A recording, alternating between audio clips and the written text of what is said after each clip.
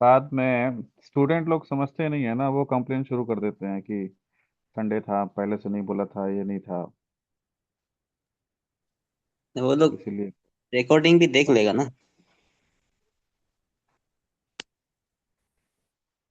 ये हो गया था ना, कलर कोड ऑफ रेजिस्टेंस हो गया था।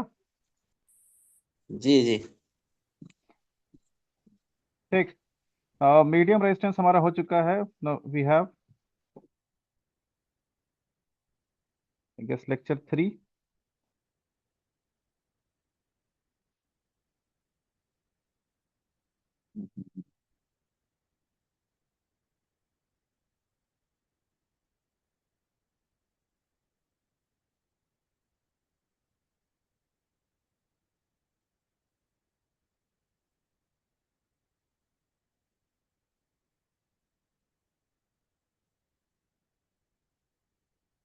The last class was for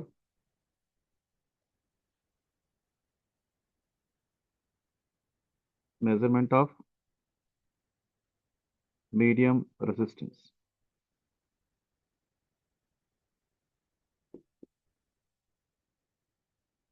आज की क्लास में करेंगे हम लोग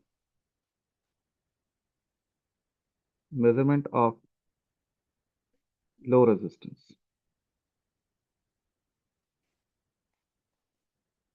ठीक। अगेन अब देखिए, अब आज आज मैं तो आपको कह सकता हूँ, आप सिर्फ दो स्टूडेंट है ना।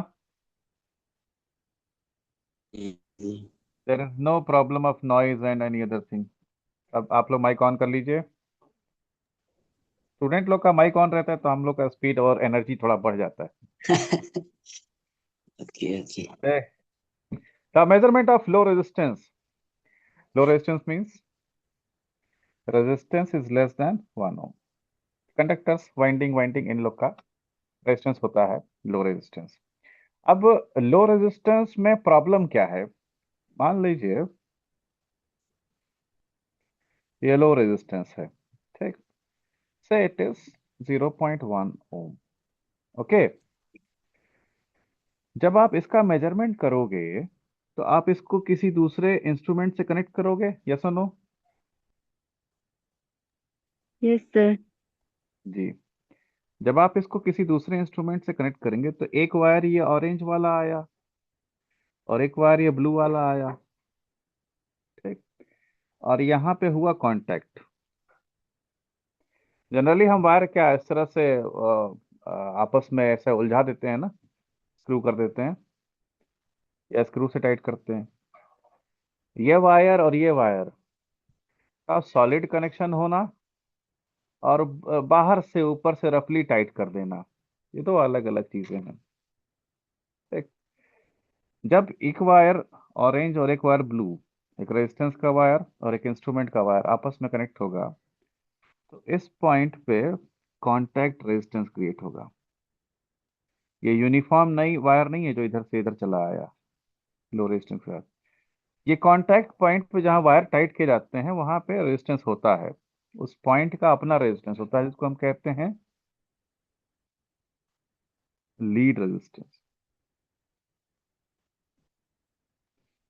समझ रहे हैं बात को? हाँ सर। और ये भी लगभग लगभग इसी रेंज का होता है, स्मॉल रेजिस्टेंस। इसका वैल्यू 0.1 ओम था, लीड रेजिस्टेंस 0.1 ओम, तो ये इंस्ट्रूमेंट रीड करेगा 0.2 ओम, ये सुनो। और ये 100% का एरर है। नहीं होगा सर, कुछ ना कुछ कम हो जाएगा। नहीं नहीं होगा ये। आपका ये भी रेजिस्टेंस स्मॉल है, लीड रेजिस्टेंस भी लगभग लगभग इसी रेंज का होता है, तो जब इंस्ट्रूमेंट रीड करेगा वो 0.2 ओम रीड करेगा। ठीक। तो इसके वजह से एरर मिलता है। आप 1 केजी को 2 केजी बोल सकते हैं क्या? नहीं, नहीं सर। नहीं बोल सकते हैं। 1 केजी को 1.01 या 1.01 को 1 बोल सकते हैं, 2 को 1 नहीं बोल सकते। ये जस्ट हाफ या 100% का वेरिएशन है। बात समझ रहे हैं? तो ये वैल्यू जो है ये बहुत ज्यादा गलत है। 0.1 को 0.2 मेजर करना बहुत जो है कॉमन बात नहीं है, एक्सेप्टेबल नहीं है। सो मेजरमेंट ऑफ लो रेजिस्टेंस में प्रॉब्लम क्या है? Low resistance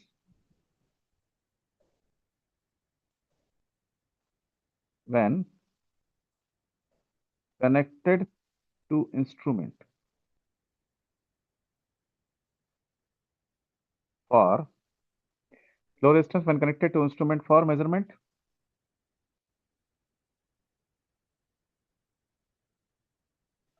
When connected to instrument for measurement,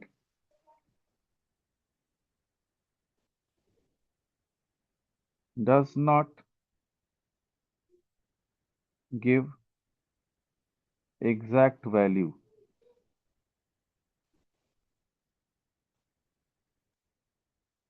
exact value नहीं रहता है।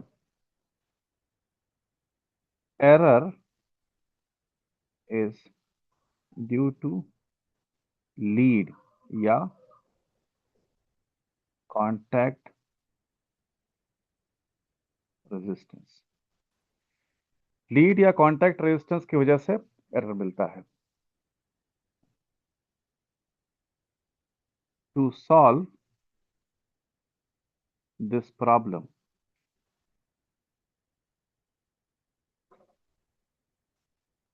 while measurement के समय, to solve this problem while measurement, a small resistance is made as a 4-terminal device. So small resistance is a 4-terminal device, 1 dash 2 dash। ठीक, इसके 4 terminal होते हैं। Medium resistance is a 2-terminal device. आगे चल के देखेंगे। High resistance is a 3-terminal device.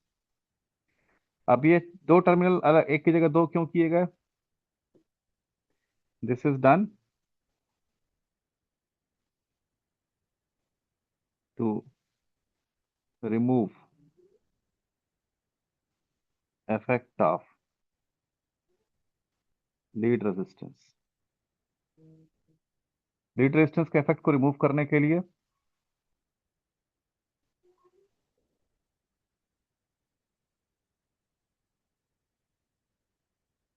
का use किया गया है। ठीक, now there are 3 common methods और मेजरमेंट। 3 कॉमन मेथड हैं।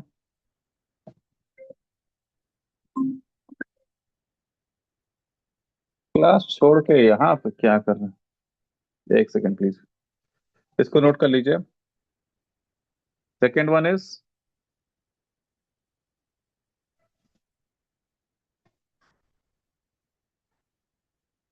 Kelvin's double bridge.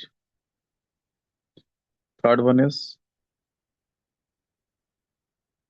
potentiometer method.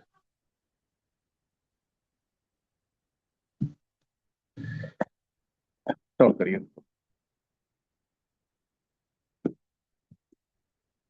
First one is VI method. ये आप पहले भी कर चुके हैं। Same as in measurement of medium resistance.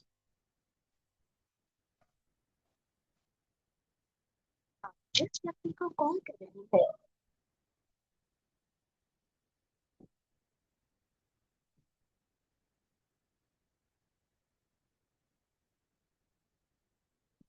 Hello ji. Ji, store में नहीं है। आप जेई बैच में ज्वाइन हैं? हम क्लास में आपको बता देंगे अभी आज।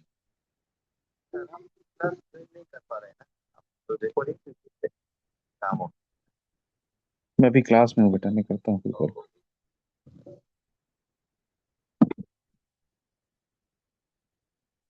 not voltage. Voltmeter is kept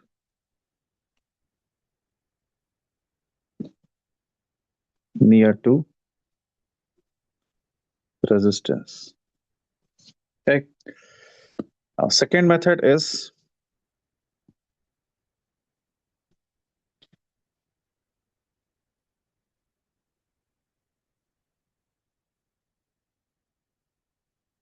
Kelvin's double bridge method. ठीक, सिलेबस में नहीं है इसलिए हम लोग इसको प्रूफ नहीं कर रहे हैं, ठीक है।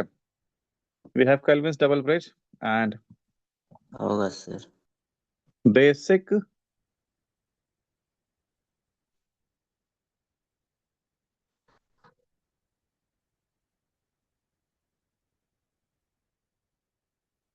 Kelvin's double bridge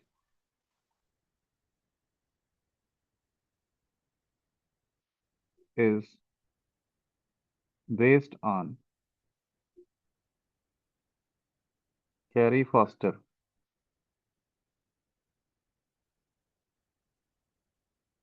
slide wire bridge।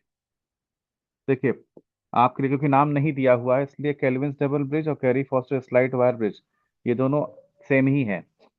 बहुत डेप्थ में जाने के बाद थोड़ा सा डिफरेंस होता है इन दोनों में, ठीक। इसी को मॉडिफाई करके केल्विन्स डबल ब्रिज बनाते हैं। अब ये कैरी-फॉस्टर स्लाइड वायर ब्रिज है कैसा, ये एक्चुअल में सिमिलर टू व्हीटस्टोन ब्रिज है।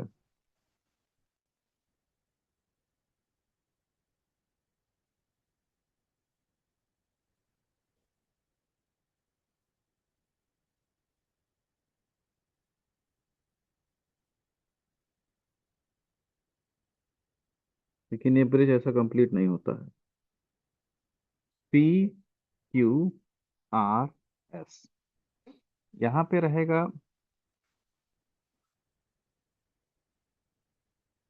दिस इज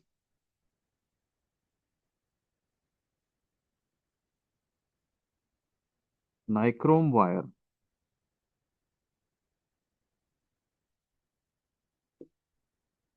इधर दिया आपने डीसी सप्लाई,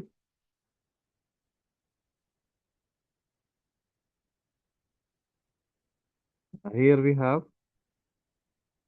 गैल्वेनोमीटर।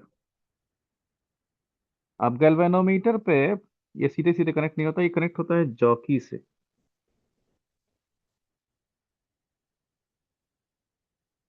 ठीक, this length is L1, this length is L2।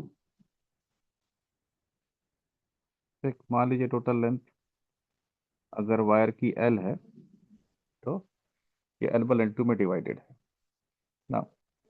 Concept एकदम सेम है।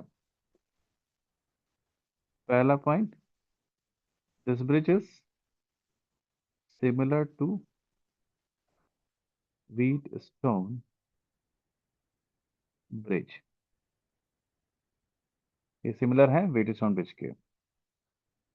दूसरा point, instead of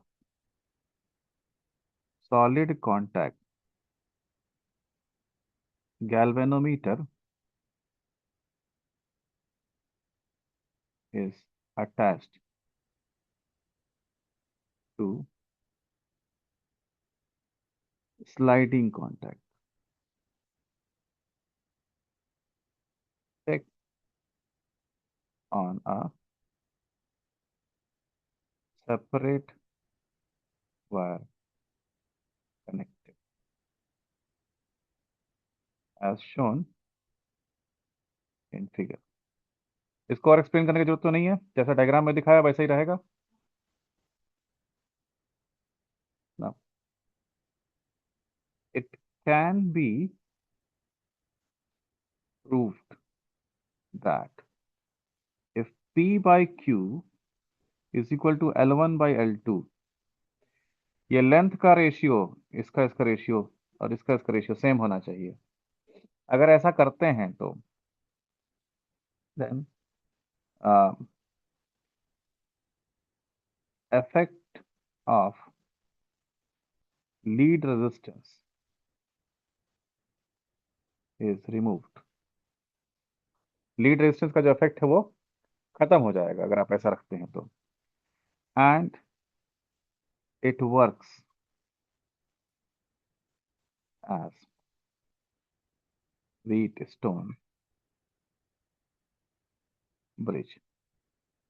Wheatstone bridge से भी अगर आप मेजरमेंट करते तो दिक्कत आती कि वो लीड रेजिस्टेंस भी मेजर कर लेता।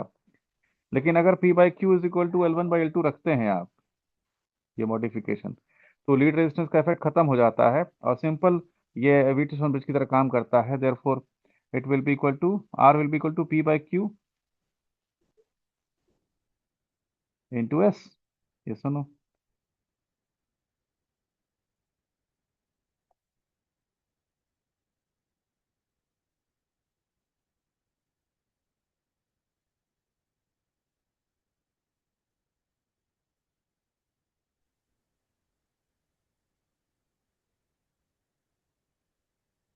Yes sir. ठीक। तो दूसरा मेथड ये है। तीसरा मेथड है स्मॉल रेजिस्टेंस मेजरमेंट का। It is potentiometer method. Potentiometer method समझने के पहले पोटेंशियोमीटर के बारे में थोड़ा जानना चाहिए, लेकिन उसको जानने की जरूरत अभी नहीं है, उसको हम बाद में देखेंगे। अभी सिर्फ इतना जान लीजिए कि potentiometer is a device, yeah, is a null type instrument which can, yeah, which does most accurate measurement of voltage।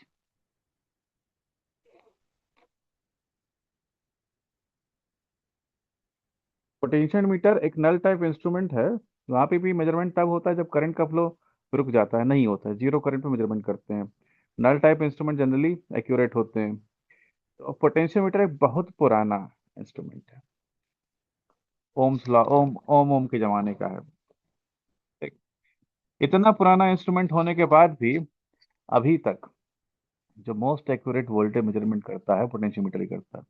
इससे ज्यादा एक्यूरेट डिवाइस हमारे पास अभी भी नहीं है। ठीक। अब अगर ये मोस्ट एक्यूरेट मेजरमेंट कर सकता है तो अब हमें करना क्या है, डीसी सप्लाई दे दीजिए।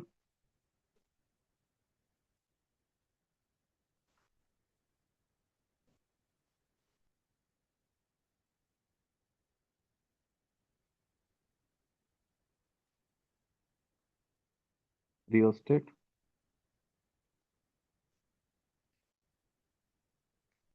One we need standard resistance and test resistance, both connected in series. अगर सीरीज कनेक्टेड हैं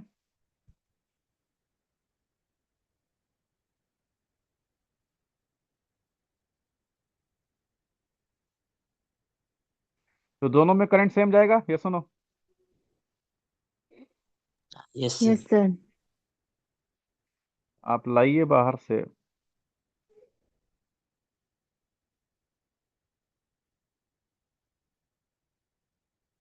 पोटेंशियोमीटर,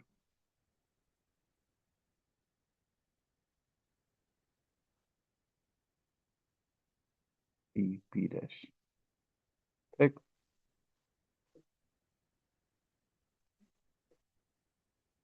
सबसे पहले क्या करेंगे, connect connect potentiometer to one dash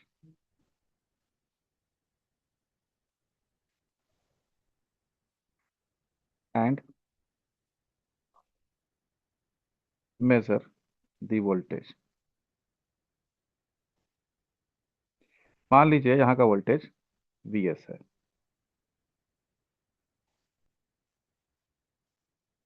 and now then connect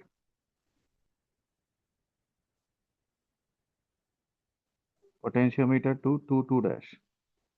and measure the voltage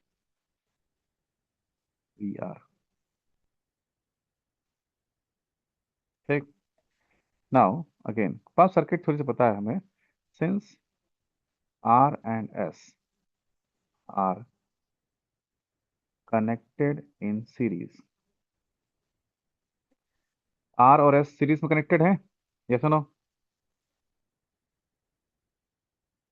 Therefore ये S क्या है? Standard resistance. S का मतलब नहीं भी दिया रहेगा तो आप स्टैंडर्ड रेजिस्टेंस जिसकी वैल्यू आपको पता है. Therefore VR upon VS is equal to R upon S. That means R equal to VR upon VS into S. देख लीजिए.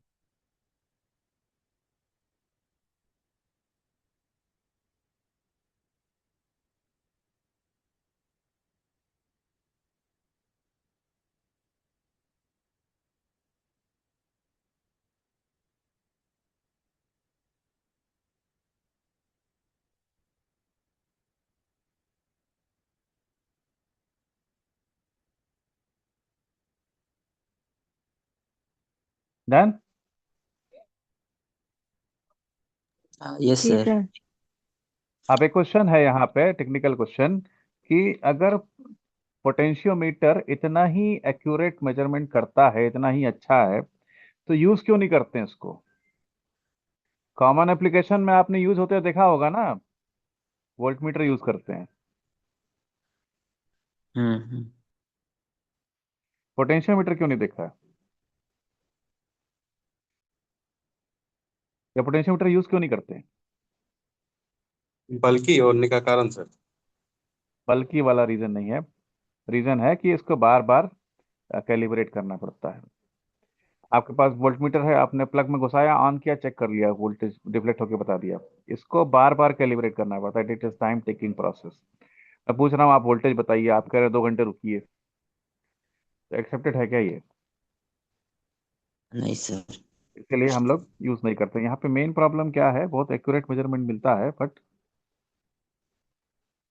Since for each measurement by potentiometer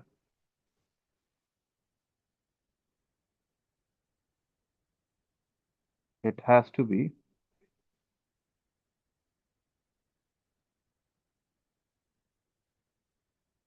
calibrated. Therefore time taking process है ये.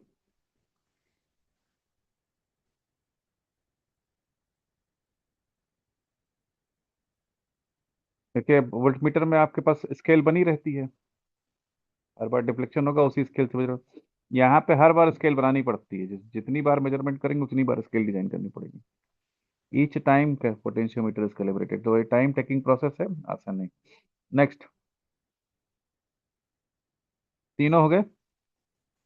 Now अगर question पूछता हूं आपसे,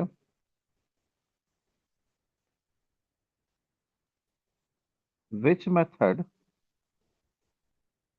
is most commonly used for measurement of medium resistance? Options are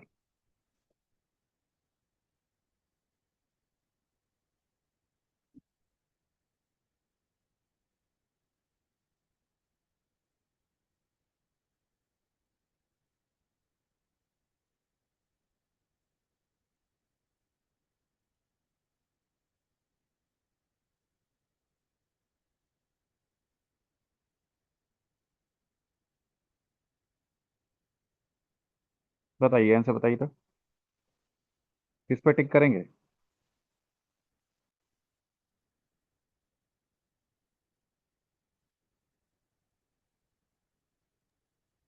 Om metre है क्या? कल डिस्कस किया था. इट इज ओमीटर नहीं है. Stand bridge. एक लिखते सब हैं।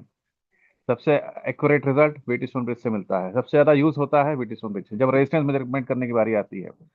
टेक्निकल मेजरमेंट की बात कर रहा हूँ मैं, ऐसे नहीं कि किसी को रैंडमली बताना है तो मीटर से मेजरमेंट करके बता देंगे आप, या मल्टीमीटर से नाप के बता देंगे, वो एग्जैक्ट रिजल्ट नहीं देता है कभी।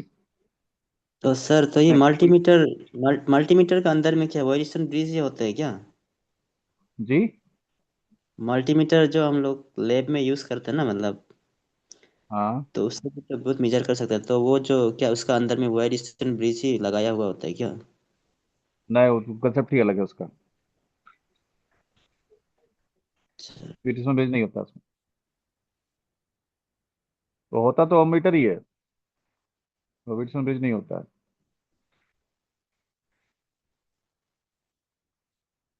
मेजरमेंट का मतलब समझ रहे हैं? क्या मैं इंजीनियरिंग और टेक्नोलॉजी की बात कर रही है? What is the length of this pen? May be 10 centimetre, 15 हाँ, जब सेंटीमीटर। हम लोग आपस में बात करेंगे, it is around 10 centimetre and we are happy with this data, right? अब इसको यस। नासा भेजिए, वो इसका mm 10⁻⁻⁶ तक में वो पॉइंट डेसिमल्स में कैलकुलेशन करके बताएंगे। ये सुनो, जी। Yes. Measurement of this pen, one is common measurement जो हम लोग स्केल से करके बता देते हैं, वन इज एक्यूरेट मेजरमेंट जिसकी हम बात कर रहे हैं यहाँ पे। ये रेजिस्टेंस भी ऐसा ही है, इसका रेजिस्टेंस कितना है? लगभग 1000 ओम है। हम लोग हैप्पी हैं इस डेटा से, हमारा काम हो गया। कुछ लोग बहुत ज्यादा एक्यूरेसी चाहते हैं, तब हम मेजरमेंट के उस लेवल पे जाते हैं। ठीक है, अभी रुकिए, वापस आइए। Which method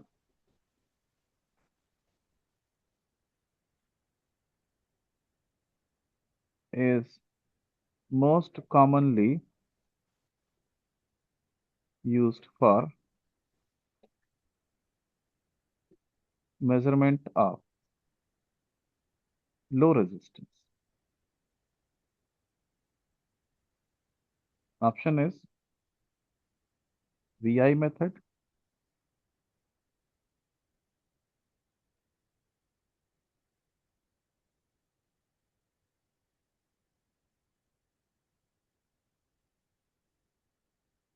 Kelvin's double bridge,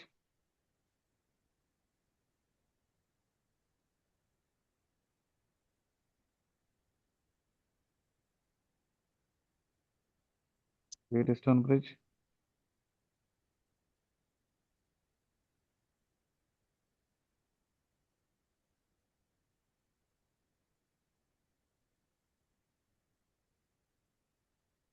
potentiometer method।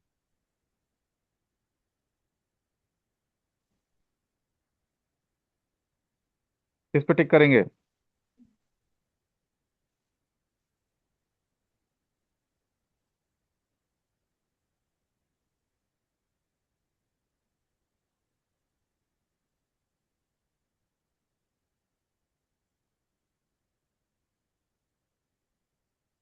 जल्दी बोलिए। Wheatstone bridge. नहीं, लो रेजिस्टेंस में व्हीटस्टोन ब्रिज तो था ही नहीं, तीन तो थे। ये जो नहीं हो सकता था कभी, उसी को बोला है आपने।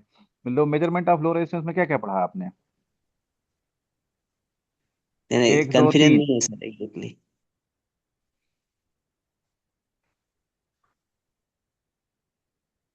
It is kelvin double bridge. Double bridge. देखिए, हम लोग पढ़ते हैं ना, पढ़ने में एक प्रॉब्लम ये भी है, कुछ कुछ क्या जगह पे कभी नाम जुड़ जाते हैं। एग्जाम्पल लूं, वी से होल्स हैव पॉजिटिव चार्ज बोलते हैं ना। जी। क्या होल पे पॉजिटिव चार्ज होता है? नहीं। क्यों मान लिया फिर उसको आपने होल को पॉजिटिव चार्ज? वो तो एब्सेंस ऑफ मैटर है। हम्म। जब वैक्यूम है वहां, जहाँ वहां मैटर ही नहीं है, वहां चार्ज कैसे? Charge is property of matter. वैसे ही कभी कभी नाम जुड़ जाते हैं। मीडियम रेजिस्टेंस का मतलब है व्हीटस्टोन ब्रिज, कुछ भी और ऑप्शन में हो टिक मत मारिएगा। लो रेजिस्टेंस का मतलब है kelvin double bridge. Medium resistance का मतलब है व्हीटस्टोन ब्रिज। लो रेजिस्टेंस का मतलब है केल्विन डबल ब्रिज। और हाई रेजिस्टेंस का मतलब है व्हाट, नहीं याद है? मेगर, मेगा थर्ड हाँ टॉपिक।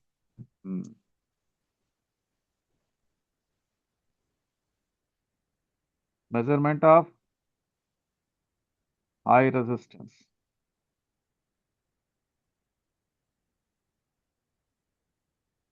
हाई रेजिस्टेंस के मेजरमेंट में क्या प्रॉब्लम है? प्रॉब्लम यह है कि बहुत हाई हो। एक हाई वो रेजिस्टेंस कितना रेंज है? 100 किलो ओम। 100 किलो में 10⁵ ओम। यस और नो? माइक ऑन रखिए ना बेटा, जल्दी जल्दी बोलते रहिए, हम लोग आगे चलते रहेंगे। हाँ सर जी सर जी। ठीक, हाई रेजिस्टेंस है। आपने इस मेजरमेंट करने के लिए डीसी सप्लाई दिया। बैटरी या डीसी वोल्टेज सप्लाई कितने वोल्ट तक की आपने देखी है मैक्सिमम? डीसी वोल्ट तो सर 24 वोल्ट, 12 24 वोल्ट। वोल्ट ज्यादा नहीं होता है डीसी वोल्टेज। एसी में आप बहुत हाई बहुत लो कर लेते हैं ट्रांसफार्मर से आराम से। डीसी को इंक्रीज डिक्रीज नहीं कर सकते। बहुत ज्यादा प्रोड्यूस कर लिया, मान लीजिए 200 वोल्ट प्रोड्यूस, 100 वोल्ट प्रोड्यूस कर दिया आपने। Resistance is 10⁶ ohm. What will be the current flowing in this resistance?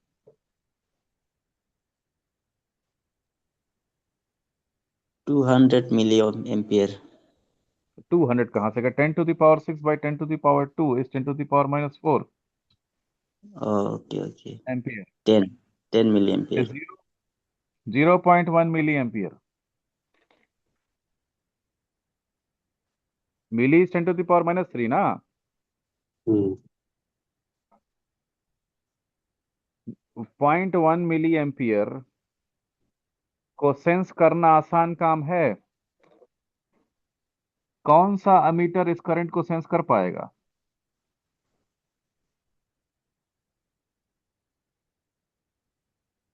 हम्म बात समझिए, जब बहुत चीजें क्वांटिटी छोटी जाती है ना, तो सेंसिंग आसान नहीं होती है। जैसे आप वही सब्जी लेने जाते हैं मार्केट में ना, आलू प्याज हम लोग लेते हैं मार्केट से। हम लोग कहते हैं 1 केजी आलू दे दो, तो पॉलिथीन में 1 केजी आलू पैक करता है। और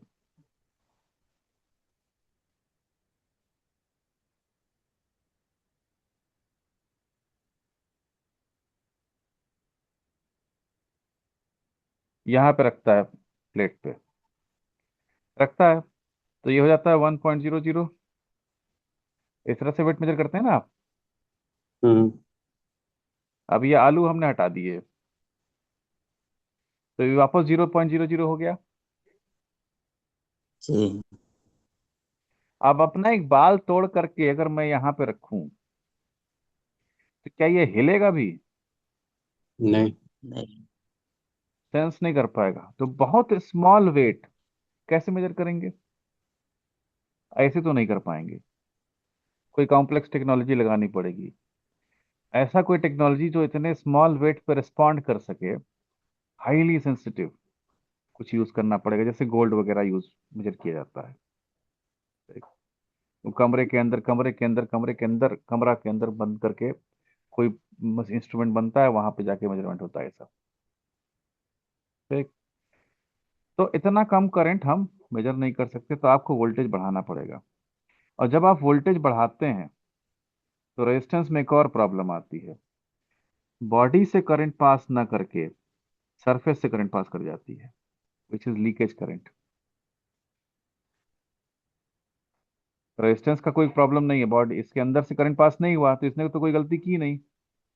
सरफेस पे डस्ट और मॉइस्चर कुछ था, वहां से करंट पास हो गई, तो हमको लगता है रेजिस्टेंस लो है, लेकिन वो रेजिस्टेंस लो नहीं है, लीकेज करंट मिला है आपको। तो इसलिए जब हाई रेजिस्टेंस मेजरमेंट किया जाता है, तो इसके बाउंड्री को, बॉर्डर को ग्राउंड कर दिया जाता है, कि इधर से कोई करंट पास ना कर सके। अगर पास करना ही है तो सीधा ग्राउंड में चली जाए, इस मीटर को ना मिले। इस मीटर को वही करंट मिलेगी जो बॉडी से पास होकर के आएगी। ठीक। Therefore during measurement, high resistors are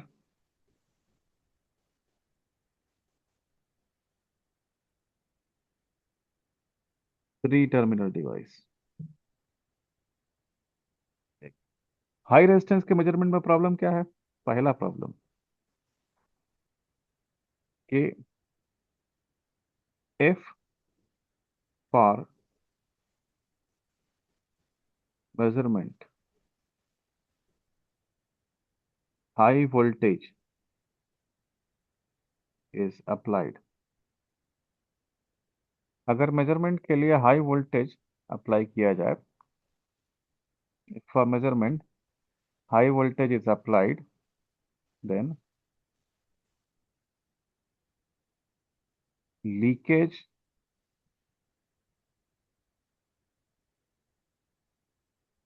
current may pass through surface। Leakage current surface से पास कर सकते, leakage current may pass through surface. Now leakage current अगर सरफेस से पास किया, it gives incorrect information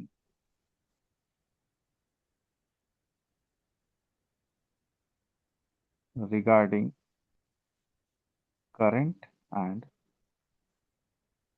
voltage।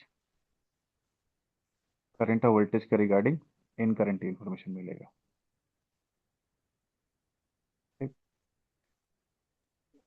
Hence, during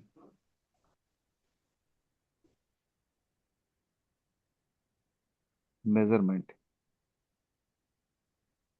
surface of the insulator, insulator means high resistance, is grounded।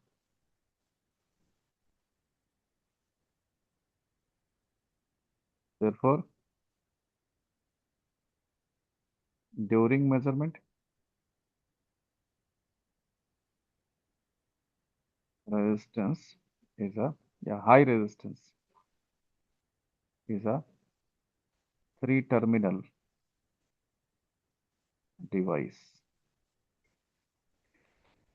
Measurement के समय medium resistance 2 terminal device, low resistance 4 terminal device और high resistance 3 terminal device है। ठीक, कोई समस्या? Yes sir. Sir ठीक है। जी, sir megger जो वो लोग जो ये पावर डिपार्टमेंट जो यूज करता है सर, वो क्या? लोग जो मेगर को जो यूज करता है ना, पावर डिपार्टमेंट वाला है जो डिपार्टमेंट हाँ यूज हाँ कर रहा हाँ है, वो हाँ। सर वो लोग फॉल्ट को, ट्रांसमिशन लाइन का फॉल्ट को फाइंड आउट करने के लिए करता है बोला है ना सर। और उस ट्रांसमिशन पे लाइन का फॉल्ट केबल के मोस्टली मगर केबल फॉल्ट के लिए ज्यादा यूज होते हैं। हाँ सर, वो क्या करता है सर, वो लोग ये डायनामो एक टाइप का होता है अंदर में, जिसको वो लोग घुमाता है, इससे बहुत सारा ये निकालता है, उनका वोल्टेज बहुत मैगर सारा जनरेट मैगर करता मैगर को चलाने के लिए डायनामो चाहिए। है। जी सर। अभी हमारे पास क्या है, हम बैटरी से सप्लाई दे रहे हैं ना, हाँ सर। ये यहाँ टाके डायनामो लगा दीजिए। सर वो कैसा, तब वो कैसा रेजिस्टेंस को फाइंड आउट करता है सर, वो उसमें वो तो फॉल्ट को फाइंड आउट करने के लिए कर रहा है सर, वो मेगर को यूज हाँ, करता है। सिलेबस में नहीं है आपके। अगर आपको जानना है तो मैं आपको फोटो भेज दे रहा हूँ, पीडीएफ। ये इलेक्ट्रिकल वालों का पार्ट है, थोड़ा टाइम यस लेगा यस। इसको बनाने में। सर वही कंफ्यूजन ये था कि वो ये क्या बोलता है, वो फाइंड आउट करने के लिए करता है ट्रांसमिशन लाइन का फॉल्ट को ना, तो हाँ रेजिस्टेंस यहाँ पे हम लोग यूज कर रहे हैं, तो थोड़ा इधर में थोड़ा कंट्रडिक्ट हो रहा था, क्योंकि हम लोग भी ऐसा ही पढ़ा है कि वो रेजिस्टेंस, हाई रेजिस्टेंस को फाइंड आउट करता है सर। जब हाँ। सर्किट क्लोज सर्किट होगा नहीं, तो वो रेजिस्टेंस को भी कैसे फाइंड आउट करेगा, वो था सर। अगर अगर अगर फॉल्ट होगा तो रेजिस्टेंस हाई होगी, लो होगा? हाई हो जाएगा सर, इन्फिनिटी हो जाएगा। There are 2 types of fault, open circuit fault, short circuit fault. Hmm, अगर ओपन सर्किट फॉल्ट है, लाइन टूट गई है, ठीक,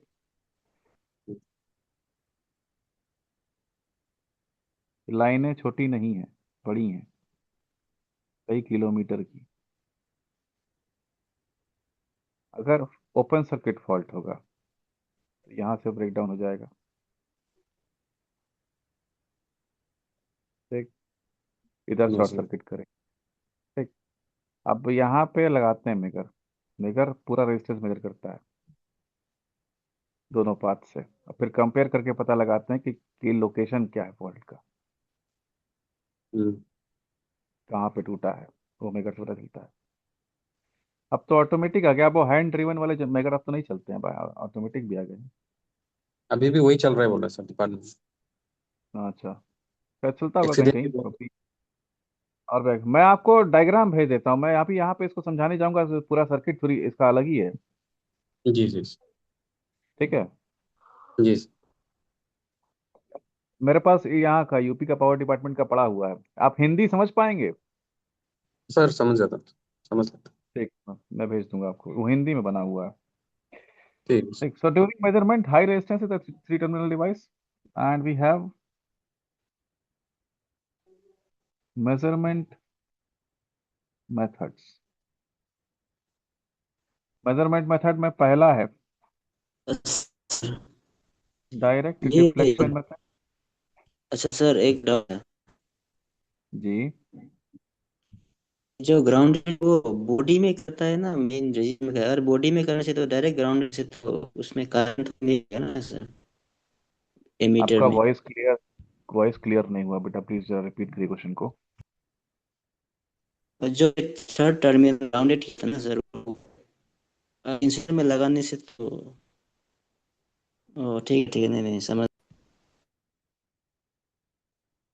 हाँ, मेरे को बिल्कुल सुनाई नहीं दिया, किसी और को सुनाई दिया? प्लीज क्वेश्चन रिपीट कर सकता है कोई?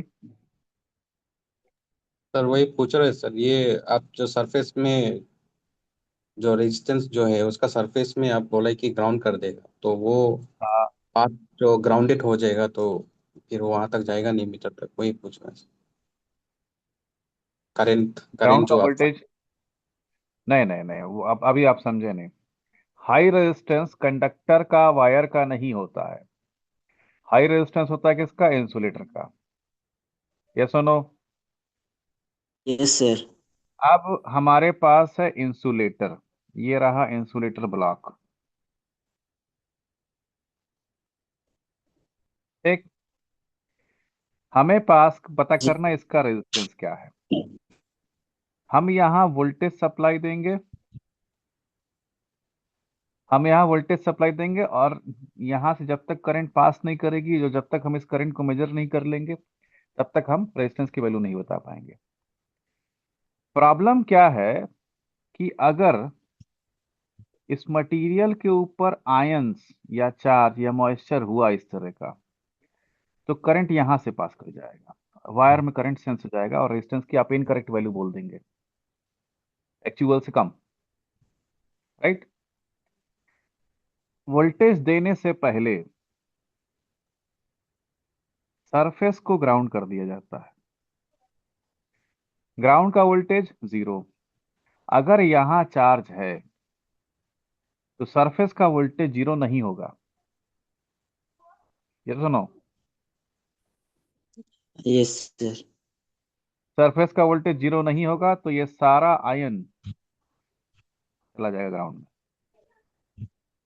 एज लॉन्ग एज, जब तक मेजरमेंट चलता है, सरफेस को ग्राउंडेड रखा जाता है, कि अगर सरफेस पे कोई चार्ज आ भी रहा है तो वापस ग्राउंड में चला जाए, इधर उधर ना जाए।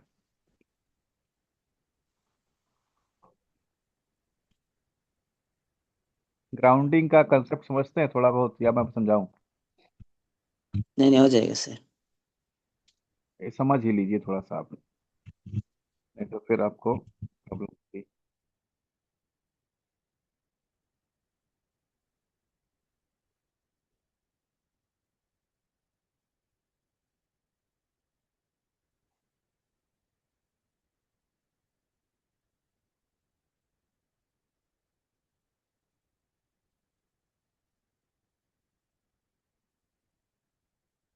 ये क्या है?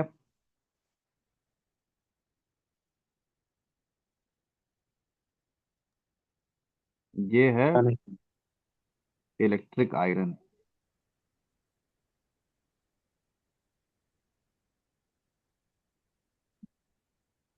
ठीक, इलेक्ट्रिक आयरन में क्या होता है, इधर वायर और इधर कॉइल।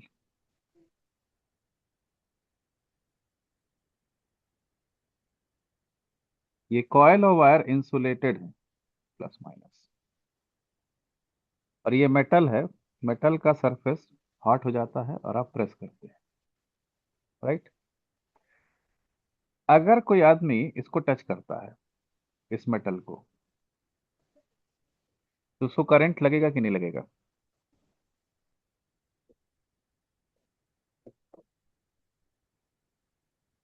वैसे तो लगना चाहिए सर। नहीं लगना चाहिए, क्योंकि ये सारा वायर और सिस्टम इंसुलेटेड है, मेटल के साथ कांटेक्ट में नहीं है। फिर भी हम गारंटी नहीं ले सकते, क्या हो सकता है कि कोई फॉल्ट हो और कोई वायर टूट करके इस मेटल के कांटेक्ट में आ जाए। अगर कोई वायर इस मेटल के कांटेक्ट में आकर, इसका वोल्टेज चेंज हो जाएगा। ठीक, वोल्टेज चेंज हो जाएगा तो जब आप इसको टच करेंगे तब लगेगा। अगर आपको उस मेटल को टच करके इलेक्ट्रिक शॉक लग रहा है, मतलब उसमें कोई फॉल्ट है।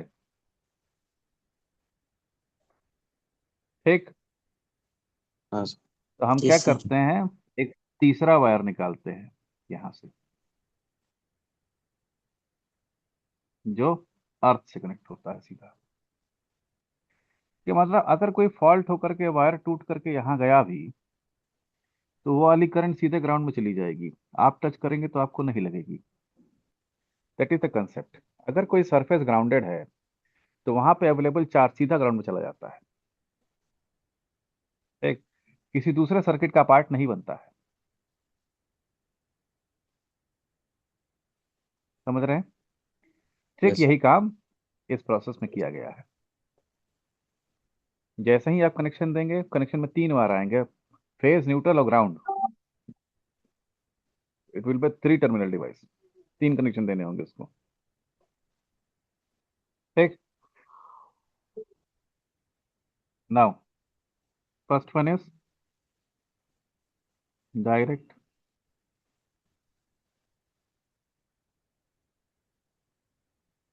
Direct deflection method.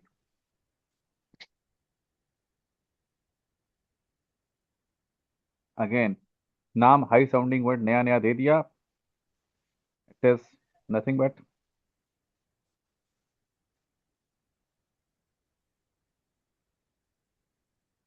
VI method. ये वीआई मेथड ही है। अच्छा, रेजिस्टेंस के पास कौन लगेगा, अमीटर की voltmeter?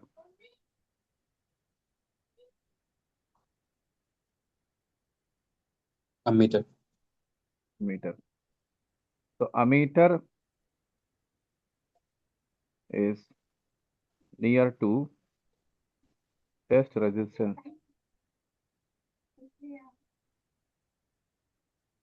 Ammeter is near to test resistance R. ठीक, दूसरा बात, इनका रेजिस्टेंस मेगा ओम में होता है, तो कितना भी वोल्टेज आप अप्लाई कर दीजिए, resistance milli ampere micro ampere में होगी। तो highly sensitive milli ammeter micro ammeters are required. अच्छा, आपको आइडिया है ये कितने के रुपए के आते होंगे, माइक्रोमीटर्स जो माइक्रो एम्पियर करंट सेंस कर सकें? सर आइडिया तो नहीं है सर। तो मैं देता हूँ, it is in lakhs, 2 lakh 3 lakh रुपए का आएगा ये। अब मेरे से कोई बोले ये है प्लास्टिक, प्लास्टिक का रेजिस्टेंस बताइए, और फिर मैं उससे कहूँ कि पहले 2 लाख रुपए दीजिए, तो क्या मेरे से मेजरमेंट करवाएगा वो? नहीं सर। तो due to this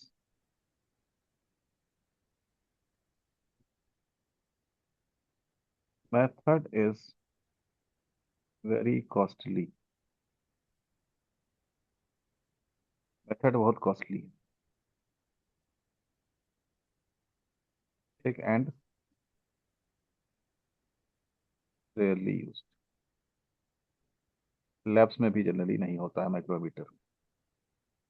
second method is loss of charge method. ठीक, इसमें हम करते क्या हैं, एक कैपेसिटर लेते हैं।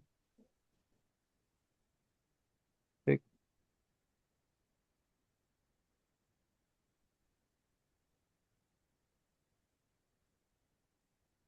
उसको डीसी वोल्टेज सप्लाई देते हैं, सी, स्विच क्लोज करके उसको एक पैरेलल में कनेक्ट कर देते हैं रेजिस्टेंस से, टेस्ट रेजिस्टेंस से।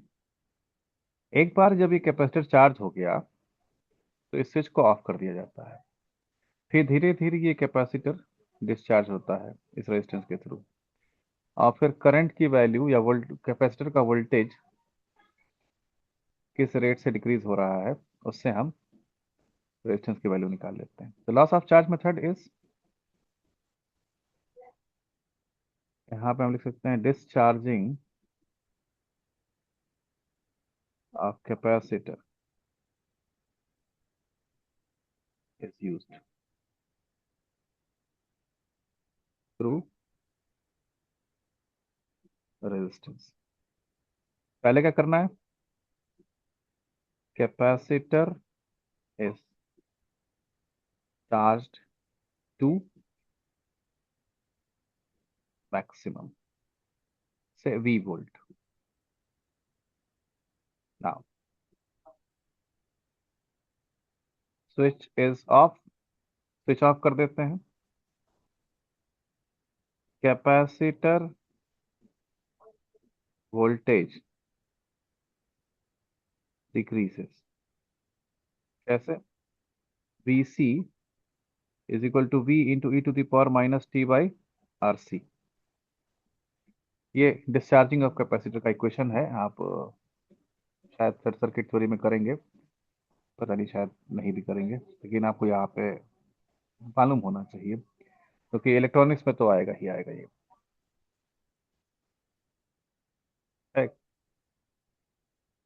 सो अगर आपको C पता है, इनिशियल वोल्टेज पता है, फाइनल वोल्टेज पता है और टाइम पता है, तो आप R की वैल्यू निकाल सकते हैं बाय कैलकुलेटिंग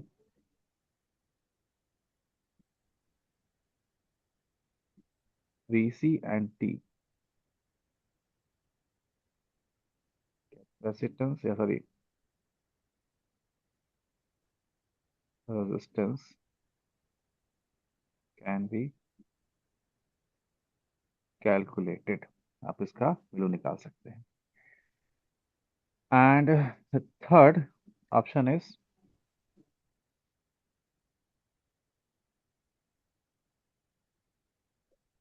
इसमें दो ही पॉइंट लिखूंगा मैं, मेगर इज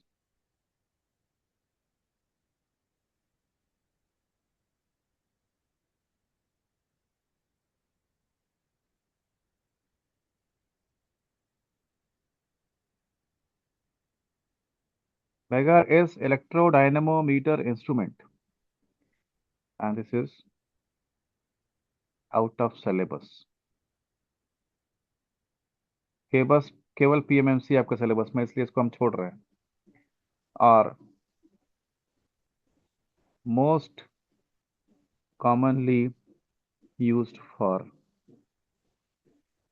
high resistance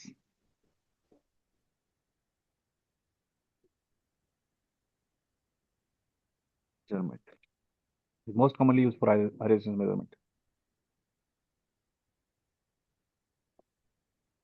देख लीजिए, तो मेगर एक इलेक्ट्रोडायनेमोमीटर इंस्ट्रूमेंट है, तो डिजाइन वगैरह हमको पढ़ना नहीं है। एक ही पॉइंट इंपॉर्टेंट है, it is most commonly used for high resistance measurement. हमने कहा था जब नाम जुड़ जाते हैं, लो resistance means kelvin double bridge, medium resistance means Wheatstone bridge, high resistance means what, mega. Mega. थोड़ा समाप्त, कल से थोड़ा सा बढ़ाया ये रेजिस्टेंस, क्या बोलते हैं, अटेंडेंस। AC ब्रिजेस कल करते हैं। हाँ, हाँ, अगर डिजिटल की क्लास सर नहीं लेंगे तो मैं कंटिन्यू कर दूंगा कल से। बहुत कम है डिजिटल आप लोग के सिलेबस में वैसे भी। रजिस्टर काउंटर ही बचा है ना, फ्लिप फ्लॉप भी। अच्छा, फ्लिप फ्लॉप बिना के बिना रजिस्टर काउंटर होगा ही नहीं। क्या क्या हो गया डिजिटल में? डिजिटल में सर के मैप चल रहा है सर। चल रहा है, खत्म हो गया है? खत्म ही हो गया बोलने से। के मैप के बाद आपके पास क्या है? रजिस्टर काउंटर लिखा हुआ है ना सिलेबस में। तो डायरेक्ट रजिस्टर काउंटर तो होगा नहीं, पहले फ्लिप फ्लॉप कराना पड़ेगा, फिर रजिस्टर काउंटर कराना पड़ेगा ना।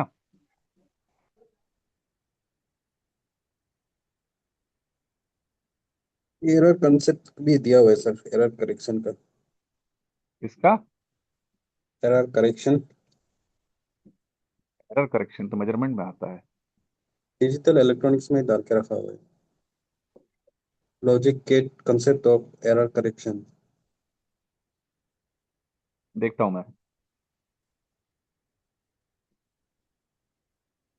आज की क्लास को यहाँ पे एंड कर लें। सर जी। सर ये मेजरमेंट का पैरामीटर्स सर नहीं बताएगा सर, वो नहीं आएगा क्या? कौन सा parameter? Accuracy, accuracy, precision, error, कराएंगे। सेंसिटिविटी। एरर पढ़ाते समय वो बाकी डेफिनेशन बताए जाते हैं।